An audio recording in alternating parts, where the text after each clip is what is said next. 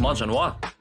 Good morning. Conas atá muid galéir fáilte arás chuig Gaeilge Weekly an teachtain seo agus mars ganach míle buchas. Big thank you as túnál isteach for tuning in an teachtain seo agrán iver 84, episode number 84.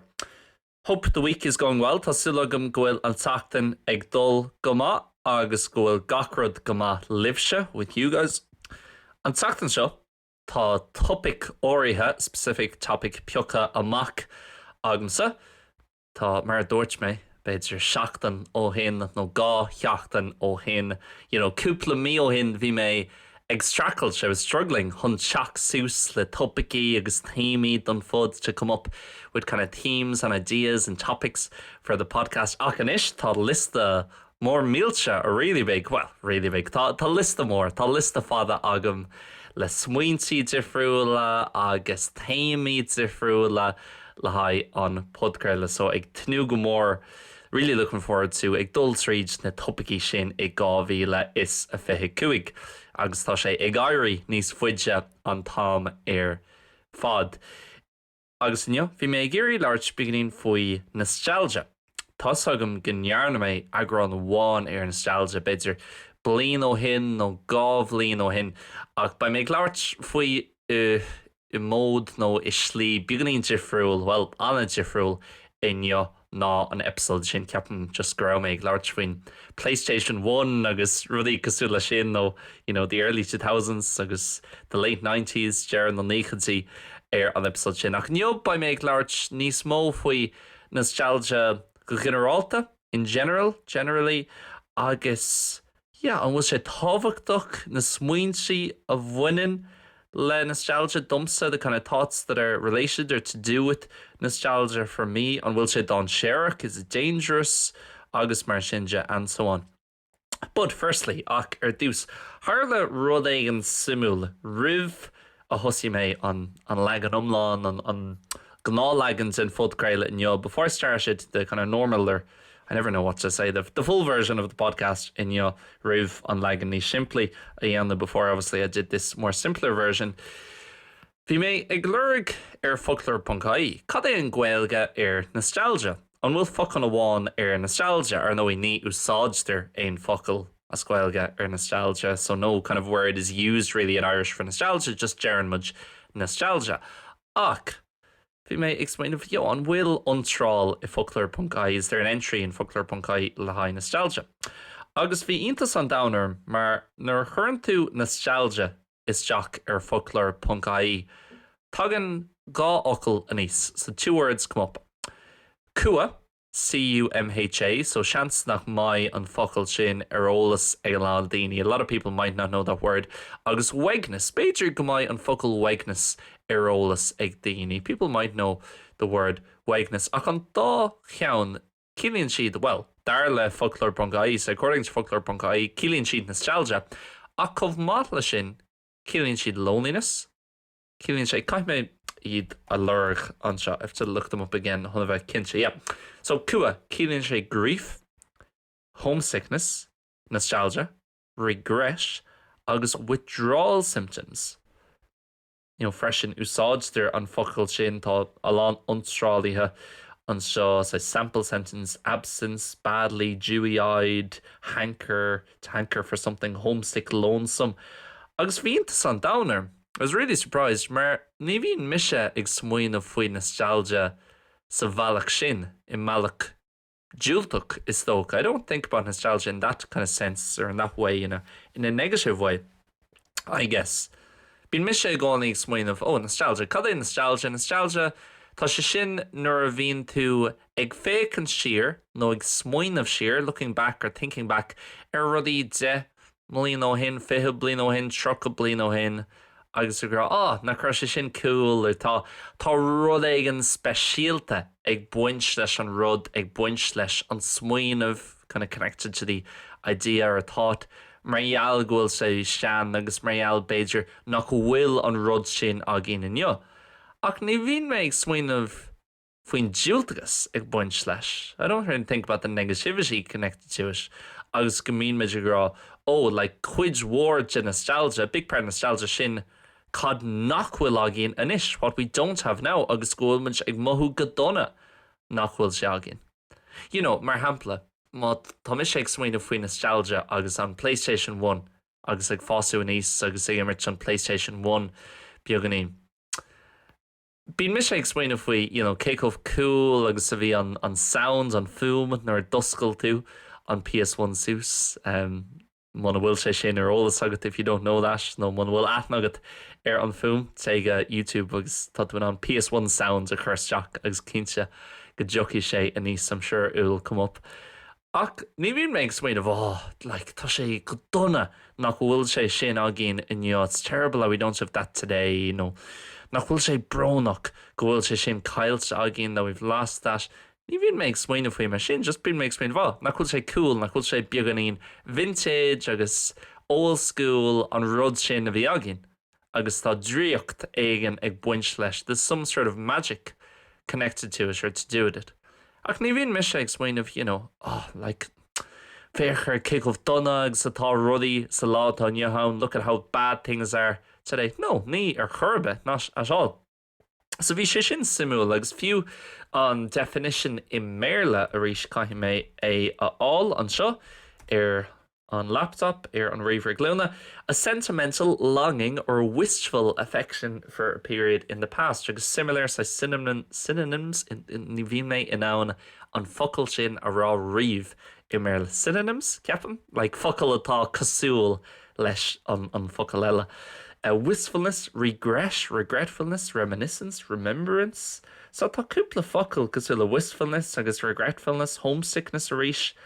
Agus tá sé like, wow, tá sé sin an dúilteach. So nílas agam beidir go mín daoine eile ag smaoineh faoi nostalgia sa slí sin, you know, gurúd atá buinte le ag féchan siar agus ag mothú beaganí brónach ag mothú go donna nach bhfuil rud éigen agin anis agus nach bhfuil an nostalgia buinte le the past amháin. That nostalgia isn't just to do with the past, ach freisin go bhfuil sé buinte le cad atá ar siúil anis. So just smaoineh topic, a quick thought.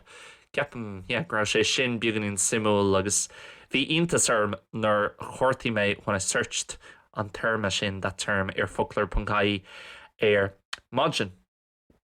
Ach bhí mé ag fécant actually ar Reeling in the Years le seachtain anuas. So I've been watching Reeling in the Years over the last week. So mar eall ar sin bhí mé ag smaoineh faoi seo agus an conceap le a bheith fécant rás agus a bheith gra na cruise sin cool, ba.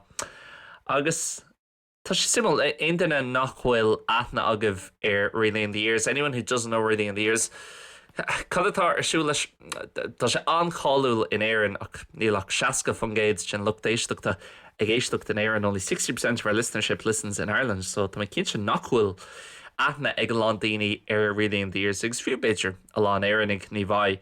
Ach is clór telefíse in éireann. It's a television show in Ireland. Agus go bunasach tá episode 1 le haid gach bliain idir 1962 agus 2025. So mar hampla, tá clór amháin nó episode 1 le haid 1996 mar hampla. Okay? Agus ceann le haid 1996. Maran sé ar fa 2:25, lasts for about 25 minutes normally, agus just bíonn siad ag taspáint na rudaí a tharla sa bhliain sin. So bíonn sé ag taspáint meascán de rudaí a tharla sa nuacht in éireann ach freisin tharlair. So things that happens in Ireland but also abroad. Mar hampla, beidir in ag nócha maybe in 1997, bíonn tú ag fécant ar Reeling in the Years agus tá Tony Blair wins the UK election by a landslide. Agus tá an Tony Blair eáil agus beaganín fusid de na rudaí de friúla a tharla ag buint leis an taucáin sin with that to do with that general election. Agus an sin an ceol atá ag sinnam sa chúlra i gcónaí is ceol nó is áir an as an bhliain sin. So beidir go bhfuil Be Here Now le Oasis ag casú sa chúlra. Okay, agus Tony Blair ag buchant an taucáin. Má tá tú ag fécant ar 1982 mar hampla Beidir gwil footage an sin ó the Falklands War. The Falklands Wars? The Falklands War. An sin agus Margaret Thatcher ach freisin rudaí ag tarlú in éireann agus Beidir gwil Taoiseach nua in éireann agus rudaí leis an sport freisin, cé a bhuaí an All-Ireland an bhliain sin who won the All-Ireland that year agus rís Beidir gwil bísis le Michael Jackson ag casú sa chúlra Bishop by Michael Jackson maybe playing in the background agus Kilkennig ag buchans an the máíocht rís and Kilkenny winning the hurling in the All-Ireland against. Tá anha go háirithe más rud nach as éireann who if you're not from Ireland agus tá tú géirí like aithne chur star na hhéireann agus ní like Michael Collins agus ní ag séide agus gachrad mar sin ach actually like rudaí a tharla le déine stochas na seachtaidís na thugtaidís nócaidí agus fear éireann agus ní just na rudaí sa glamorous ná the rudaí cáiliúla sa leabhar stara, not just the kind of things in the history books or the big glamorous maybe Beidir ní hé glamorous an focail is fearr ach na rudaí cáiliúla agus na rudaí móra ach freisin na rudaí a tharla I ré Seol ma hisismothirí mar hampla agus I ré Seol fiú I ré ma héal héin ó 2000 ará from 2000 onwards ach bhí méid fécintear sin I ré na seachtainna an tachtain sicáte agus bhí sé simú mar agus listen níl mé géirí labhairt faoin bolaíocht so ní mé ag déanamhíocht chun pointse dá éire a chorthú an seo I'm not trying to create a serious point here ach ceapam sa látán Johan agus beidir I gcónaí maybe always this was the case ach sa látán Johan tá níos mó caint sin éireann Beidir agus fud an nán faoi na nócaidí agus na thugtaidí agus nach chuir rudaí go hintach an sin weren't things great then agus orintanta bín mé féin cé nach rá mé bio ag an am sin bín mé féin ag smuoinmh faoi sin agus Beidir ghfuil sin níos éasca actually creative I rud éigean cosúla sin maybe it's easier to believe in something like that nuair nach rá tú bio ag an am when you weren't even alive at the time mar tá tú an the evil hain a crothú the chada Harley you're allowed to kind of create your own image of what happens because you don't have any memories of that time you weren't alive rugu sa bhliain Gaeilge mé féin I was born the year 2000 so tá mé an ein rud a crothú sús really no teach sús le ein smuointí faoi na thugtaidí na seachtaidí mar ní ra mé and I wasn't there so I can kind of it's more creativity it's almost like a blank canvas agus beidir gúil sé sin beagganín don séireach mar arís bíon daoine ag smuoinmh siar ag ra bhí sé seo níos fearr na thugtaidí bhí sé seo níos fearr nócaidí agus beidir go raibh rudaí níos fearr ag beidir go raibh rudaí faoi le níos fearr maybe specific things were better ach ag fécinn sé reading the years tá ag fécinn tríd na blianta ó na thugtaidí faoi láthair I'm watching through the years in the 80s most of the episodes tá siad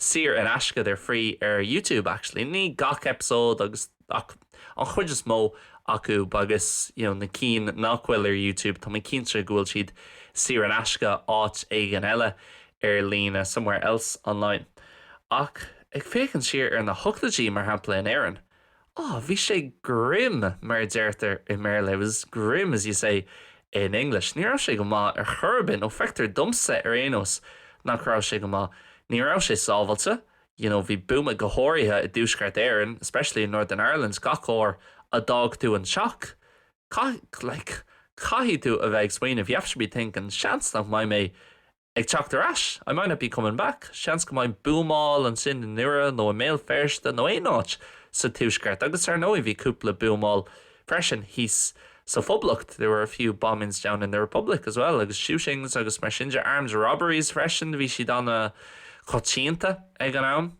armed bank robberies just armed robberies go generalta agus bhí organised crime on the war ag an am agus tá sé an méid daoine gan post freisin an méid daoine GOSTí had a bunch of people unemployed agus ní raibh siad an éon fostáil gach bíonna gach episode de reeling in the ears na thugtaidí dearann siad ó dog níos mó daoine an tír imlína more people left the country this year gach duine ag dul go dtí na Stáit Aontaithe gach duine ag dul go London gach duine ag dul níl sagam an raibh siad ag dul go dtí an Astráil ag an am gach duine ag dul éonáit chun post all agus fiú faoi láthair in éireann bíonn daoine ag labhairt faoi bhaile clia agus bhfuil sé chomh idirnáisiúnta agus beidir ro idirnáisiúnta. Tá cailín ceapan ní ag 85 nó ní ag 86 I really in the ears agus dearann si tá méid fágáil bhlá clia marall nach go bhfuil sé idirnáisiúnta. I'm leaving Dublin because it's not international and it's too one-dimensional and kind of monocultural agus mar singe. So tá sin simú agus fécinn siar an méid fáibanna a bhí an éireann ach timpeall an dhaoine bhí an Cold War siúil ag an arm agus a rís landí ag smaoine bhfuil chance ag gan cúpla seachtain tá duine aigen like Gorbachev nó Reagan nó beidir níos mó rih sin maybe more so before that Brezhnev agus the daoine seo Nixon bhfuil siad thun an clap a dearg a bhrú that they're gonna push the red button agus my gacard imithe mods in a mór. So bhí sé sin simú agus like chuir sé gcuimhne dom. It reminded me tá sé éasca a bheith ag smaoinemh faoi rudaí roimhe seo agus rudaí 50 bliain ó shin, 40 bliain ó shin, 50 bliain ó shin agus smaoinemh nach raibh rudaí go hinnta weren't things great. Ach ar éis beidir rudaí ar le rudaí áirithe bhí siad níos fearr ach tá sé éasca an dearmadaí anamh ar na druc rudaí. Ag an am sin bhí sé in lí go dtí ceapam 1992 until 1992. Bhí sé in lí chun a bheith homogenéiseach in Éireann. It was completely illegal to be homosexual in Ireland until 1992, no 1993. Agus tá sé sin do chreidse, agus fiú rudí eile sa le colscar agus divorce agus mar sin agus tá go mbeidh tiramid difriúla ag daoine faoi sin ach wow, bhí sé anna difriúil agus le daoine aigen bhí an Seol amháin níos measa le daoine eile beidir bhí sé beagnaí níos measa ach wow tá an tá airinn nuair táú ag féchann sé an méid rudaí agus druc rudaí a tharlas na seachtaidí sna thugtaidí sa nócaidí in Éireann ach ní amháin in Éireann timpeall an domhain bhí an genocide ar siúil I réit na nócaidí fiú Rwanda agus Bosnia agus áitina difriúla tá sagam rís tá deirtar ghfuil sé sin ag tarlú fós sa látá neohann. It said that that's still happening nowadays ach tugann sé cuimhne má dit caiitú a bheith chomach mar tá se an éasca. You have to be careful because it's very easy to get sucked into this idea agus tosú ag smaoinemh bhí rudaí níos fearr 30 bliain ó shin, 40 bliain ó shin ach arís chuann sé cuimhne dit beidir gur rudaí áirithe níos fearr ach tá rudaí eile agus bhí siad ó bhád níos measa. They were a lot worse at the time. Bhí méid fécinn actually Father Ted iad ceapam ghfuil an mothúcán sin ar ólas ag an lán daoine. I think a lot of people know that feeling. Ihe sé downy Sunday evening agus tá cúpla óir fáca agat rih dulgus dí an labba. You have a few hours left before going to bed agus dearann tú listen ba mé obermark tá mé just an rud aigen a chur ar an telefís inis nó leabhar a léamh nó peirod whatever. So dúirt mé what I gcónaí mé féin agus mo chóirde bíonn muid ag déanú tagartí the Father Ted. We do be kind of making references to Father Ted and quoting it on Tamar Fadach. Níl mór an to Father Ted, no níl mór an agrani omlan. Feici agam. I haven't seen many actually full episodes. Bí ceart them see she's agus tá níl sagam an bhfuil gach episode ar YouTube ach arísh cosúla really in the years tá chuid is mó acab most of them tá siad le fáil sir an asca ar YouTube. So chur mé ceapam episode the dó the episode a héan feici agam beidir mío hin. So chur mé episode the dó agus episode the 3 on Gaeilge from the first series ar Seol. Co-granver so funny. Simply sin ach co-granver ag an am céine.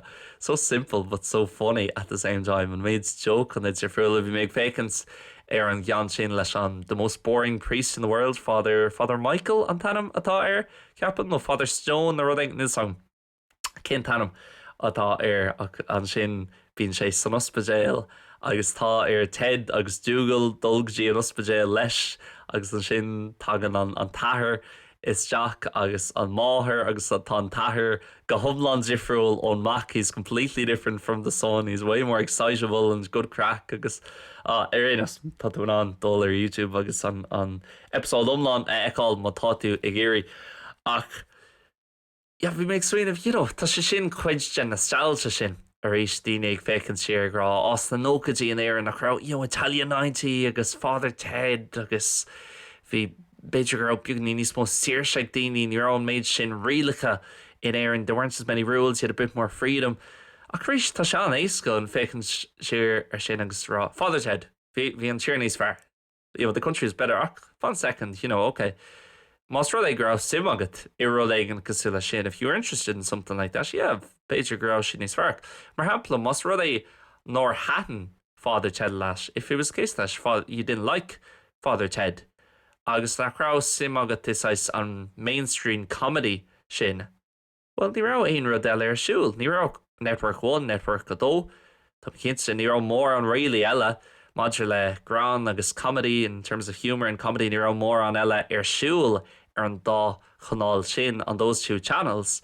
So ní rá aon rud eile le feicáil lad. You didn't invent us to watch. Inis tá Netflix agat, tá Disney agat, tá Amazon agat, agus má tá sim anna is stocha anna áirithe agat. No sim beagnaí difriúil agus kind of specific agat.